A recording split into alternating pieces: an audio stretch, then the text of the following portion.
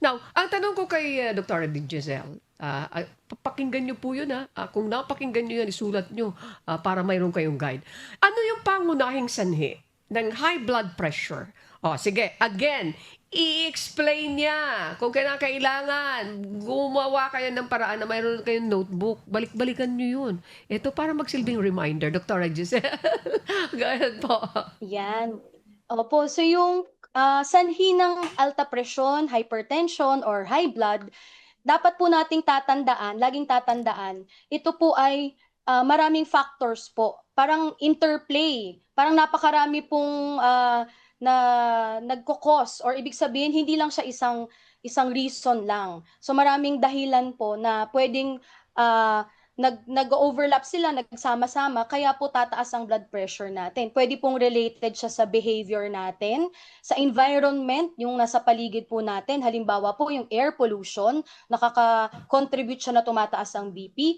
Hormonal, lalo na po yung mga tao na laging madalas na stress, so sa behavior yon, then hormonal, tumataas din po yung cortisol or yung level na sa dugo nila na lagi silang parang agitated, and genetic. So ibig sabihin, maaring namamana siya. So kung yung mga may kamag-anak po kayo na may high blood, related po siya. Pero ang pinaka-important, pinaka-factor din po na nasanhi ng high blood ay yung diet po natin o kinakain. So halimbawa po yung tao na mahilig sa maalat na pagkain, mahilig po sa mga sausawan tulad ng patis, toyo, bagoong, nakaka-contribute po yan para tumaas ang BP natin. Tapos po kung hindi rin po kayo mahilig kumain sa mga prutas or gulay, so low yung potassium sa diet natin, malaking factor din po yun para tumaas ang blood pressure.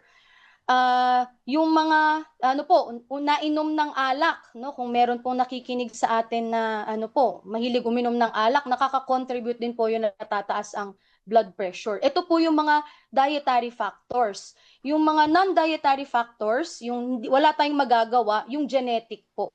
Also, kung overweight, medyo mataba po or mas mabigat para sa height natin sa BMI, pwede pong mag-cause yun na tataas ang blood pressure. Pag hindi po masyadong nag-exercise or sedentary lifestyle, it can also contribute to hypertension, and yung mga may sleep disturbances. Halimbawa po, hindi po regular na nakakatulog, paputol-putol ang tulog, and yung mga may disordered breathing. So i-check nyo po sino po sa mga kapamilya nyo or mga kasama sa bahay na nagsusnore or yung humihilik tapos tumitigil huminga pag natutulog. Nakaka-contribute din po yun sa pagtaas ng BP. At pag sigarilyo din po, no, smoking, yosi, vape, nakaka-contribute din po yun para tataas ang blood pressure. Meron din po tayong tinatawag na mga secondary causes. Halimbawa po, may sakit po kayo sa kidney, may mga endocrine problems, nakaka-contribute din po yun para tumaas ang ating blood pressure. Ano po ba, Doc, yung pagkakaiba? Ano po? Siyempre, para ma-educate din That's natin na correct. tayong lahat, lalo na yung mga taga-subaybay natin. Ano yung pagkakaiba nito pong tinatawag na normal BP, pre-hypertension at hypertension stages, Doc? Ganda. Para magkaroon ng Yeah. deeper understanding yung ating mga kababayan dito sa tanong mo, Mr. Aga Kaakbay. Opo. Sige, pakinggan natin yung explanation ni Dr. Giselle. Go ahead, please. Yung sa po, based din po ito sa ating Philippine Clinical Practice Guidelines. Meron po tayong normal na blood pressure. So ito yung tatandaan nyo po, ano yung normal? Dapat po, mas mababa sa 120/80. So yun po yung number.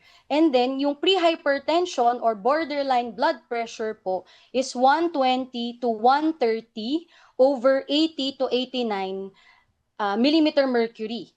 So, yun po. So, matatandaan nyo, meron pong dalawang numero na tinitignan, no? May over. So, yung nandun po sa taas, yung 120, halimbawa po, yun po yung systolic blood pressure na tinatawag. Yun po yung sa contractility. So, related po yun sa contraction or contractility ng heart. And then po yung over, yung nasa ilalim po, halimbawa, 80/80, yun naman po yung relaxation or diastolic blood pressure ng katawan natin or lalo na sa puso. So yung hypertension naman, yun na po yung nabanggit ko kanina, di ba? Yung more than or equal to 140/90.